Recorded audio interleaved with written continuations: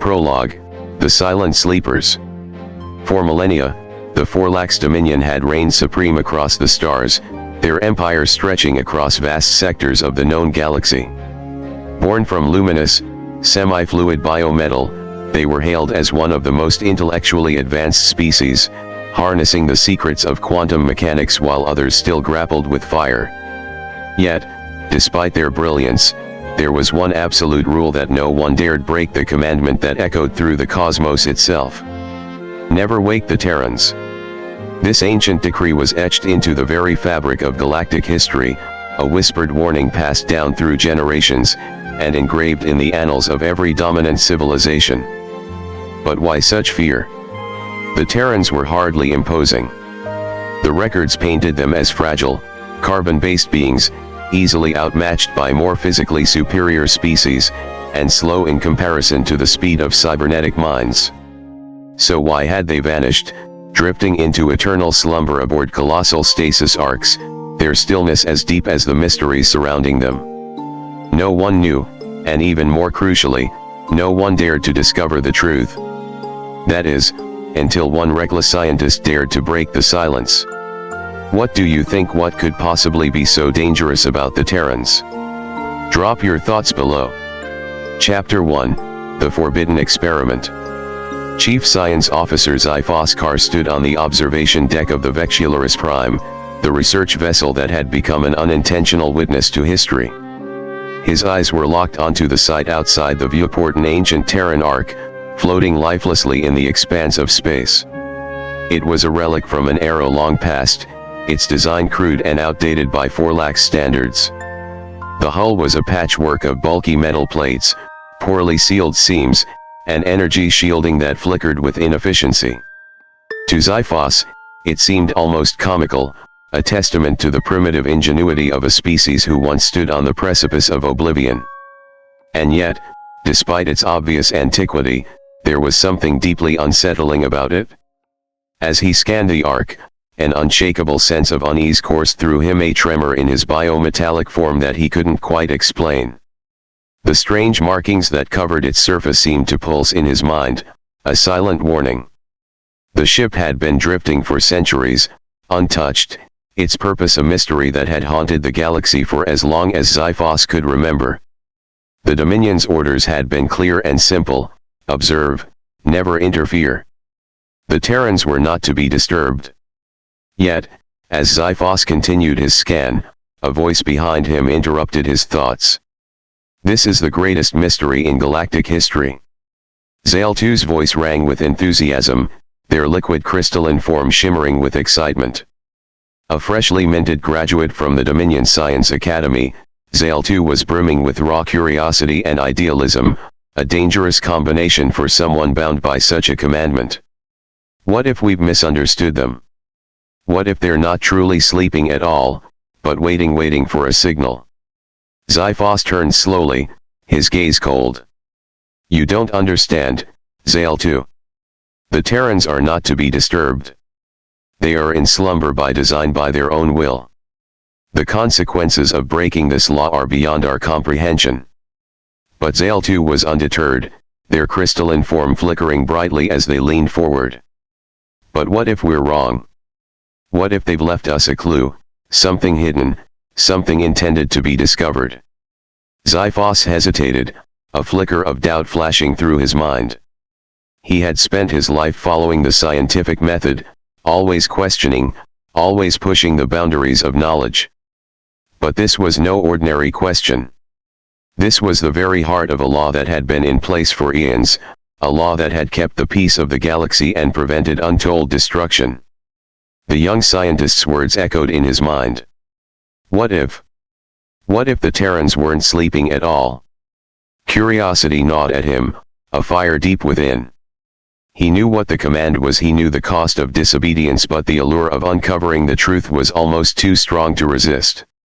We can run a small, non-invasive scan, Xiphos muttered, more to himself than to Zale-2. Just a probe. We'll be careful. A small signal. It will be fine. Zale-2's excitement grew. Exactly. A scan, just to gather data. It'll be quick. We'll be careful. Xyphos turned back to the Ark, his fingers hovering over the console. His every instinct screamed for caution, but his mind swam in the possibilities. With a deep breath, he initiated the probe.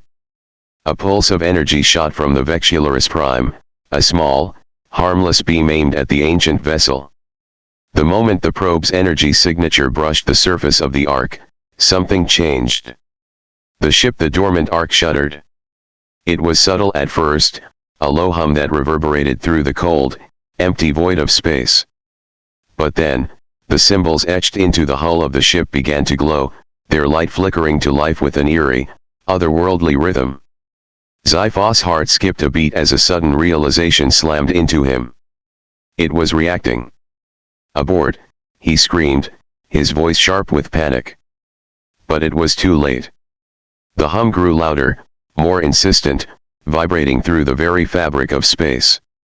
And then, in a terrifying moment of clarity, a voice clear and cold, carrying an ancient authority echoed across every communication frequency. "Who dares disturb our slumber?" Xyphos froze, his form rippling in terror. The legends were true. The Terrans were not asleep. They were waiting. What do you think this could mean for the galaxy? Would you have dared to disturb the Terrans? Let me know your thoughts below. Chapter 2, They weren't asleep, they were waiting. Chaos erupted on the Vexularis Prime. The shrill blare of alarms tore through the ship, their deafening cries reflecting the panic spreading among the crew. In the control room, panic-stricken voices clashed with the mechanical whine of overworked systems. Every console blinked with urgent warnings. The gravity of their actions, of Xyphos' reckless decision, began to sink in. The ramifications were clear, the law had been broken. And then, as if the very universe itself had taken notice, the first warship emerged from the far reaches of the Dominion fleet. It was a sleek, black shadow, its engines glowing with the ominous light of impending destruction. More ships followed in rapid succession, drawn to the scene by the unexpected anomaly. The Forlax had awoken and they were coming. Suddenly, a communication line flared to life. The transmission was crisp, sharp, and the voice that echoed from the other end was one Xyphos knew all too well. "Xyphos Car. What have you done?" High Admiral Salvar Xanthos' image flickered onto the main screen, his form undulating with dark violet waves, the Forlax equivalent of pure, unrestrained rage. His eyes blazed with a terrifying intensity, and his voice was a low growl that reverberated through the ship's comms. Xyphos tried to explain, his words tumbling over each other in a futile attempt to offer a reasonable justification. "It was a misunderstanding, Admiral. A scientific accident, an unauthorized scan. We never meant to disturb them." His voice was hoarse, tinged with panic, but it was no use. His words couldn't undo the damage. The Terrans were waking up, and there was no stopping it. The ground trembled beneath his feet as the Vexularis Prime shuddered violently. The massive stasis arc, once a dormant relic, had begun to stir in earnest. Within its metallic shell, thousands of stasis pods flickered to life. A cascade of lights erupted along the surface of the arc, like stars igniting across a darkened sky. For a moment, there was nothing but silence.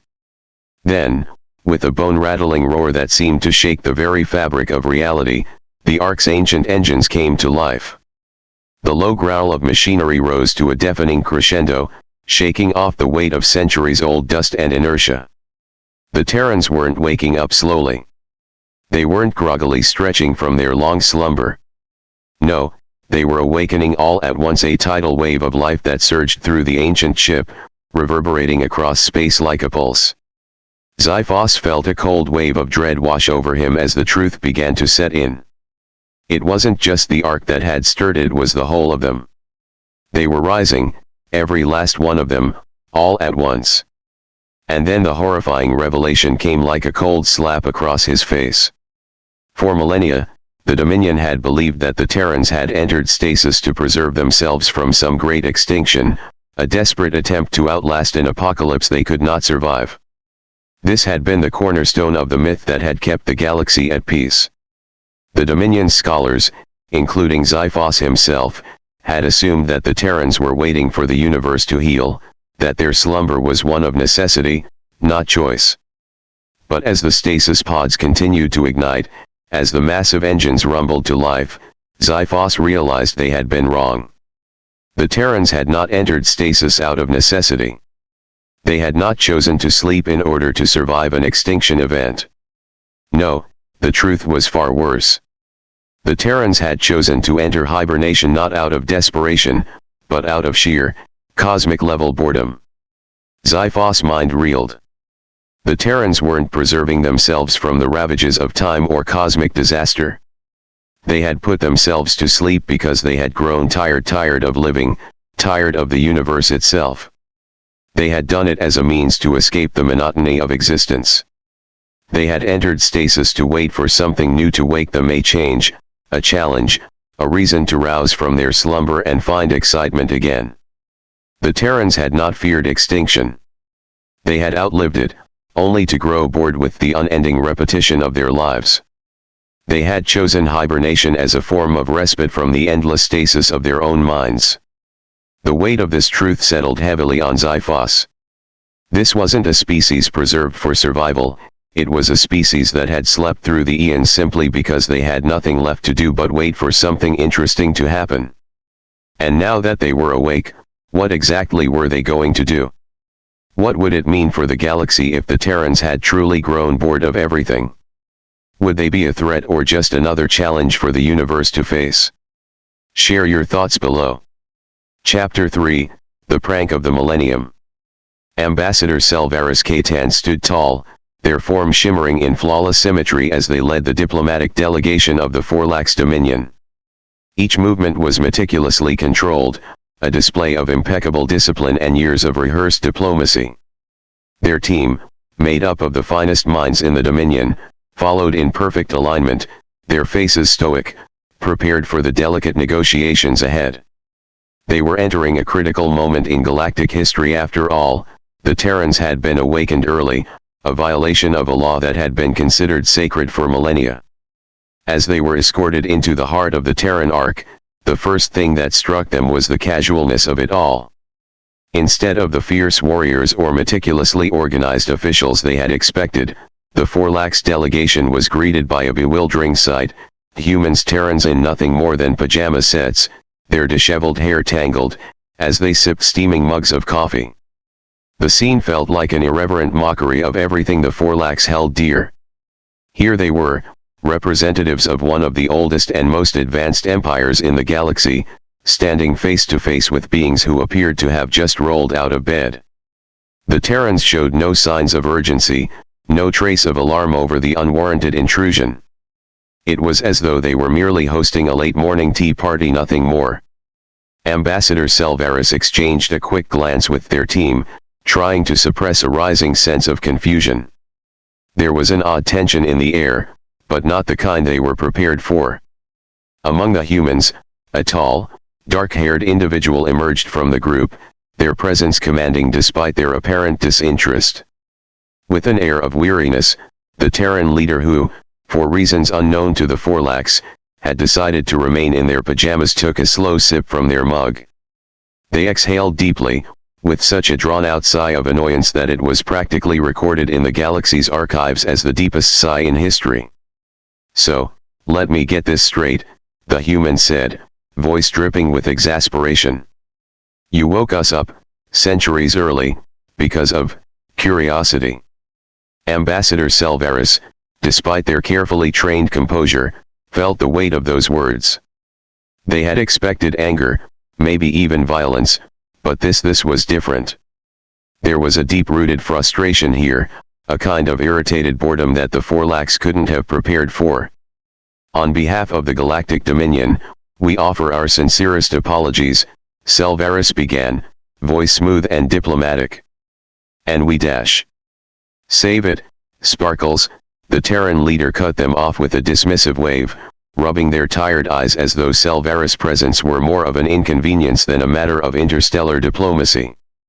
Do you have any idea how hard it was to synchronize millions of sleep schedules across multiple star systems?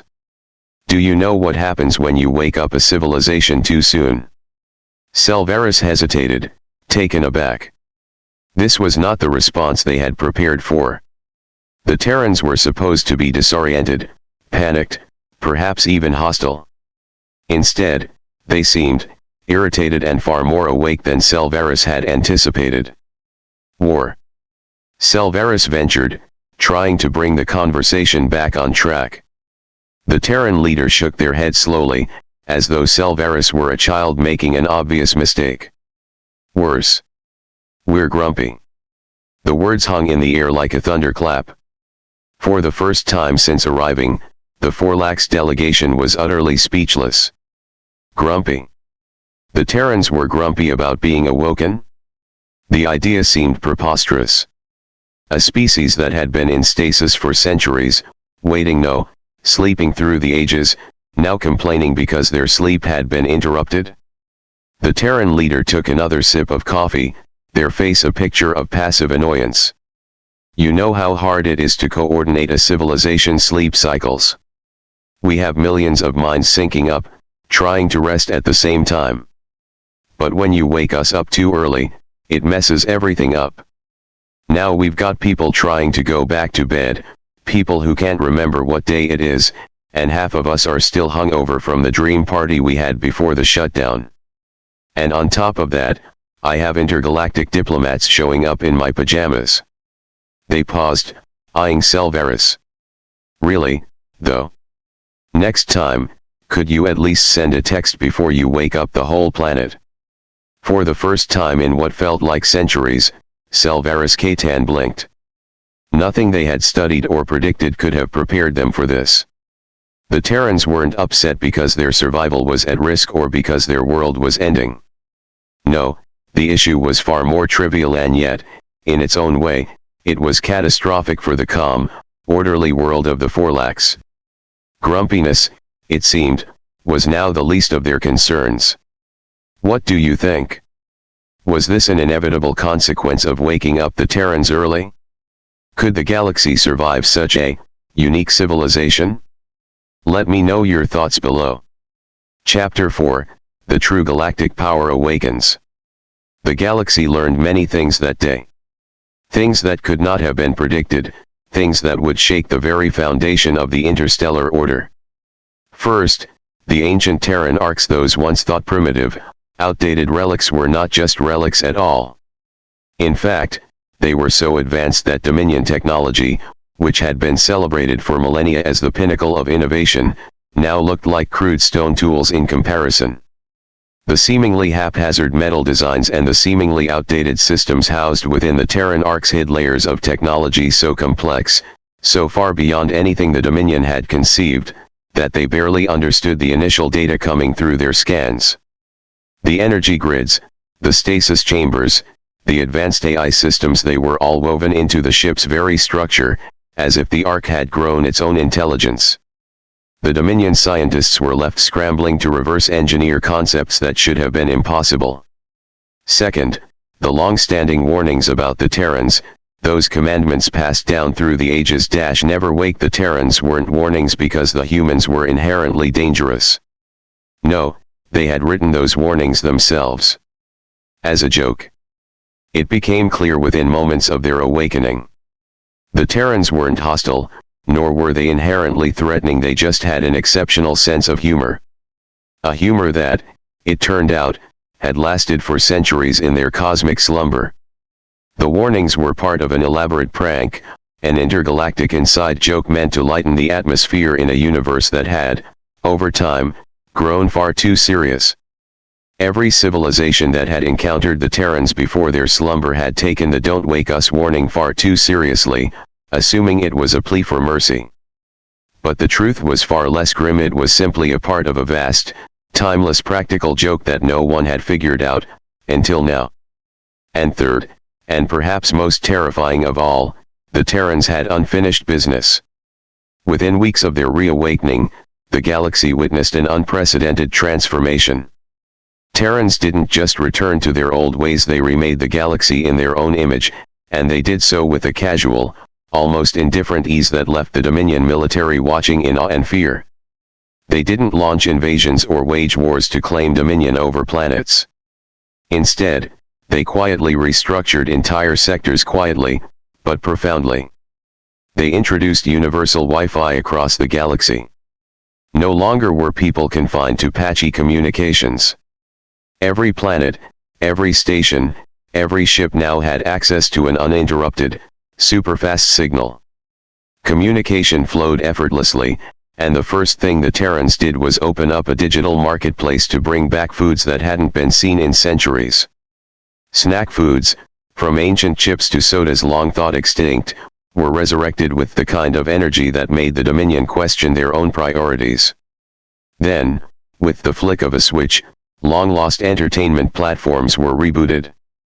Movies and shows from hundreds of years ago, programs thought to be lost forever, were resurrected for a new generation, as if no time had passed at all.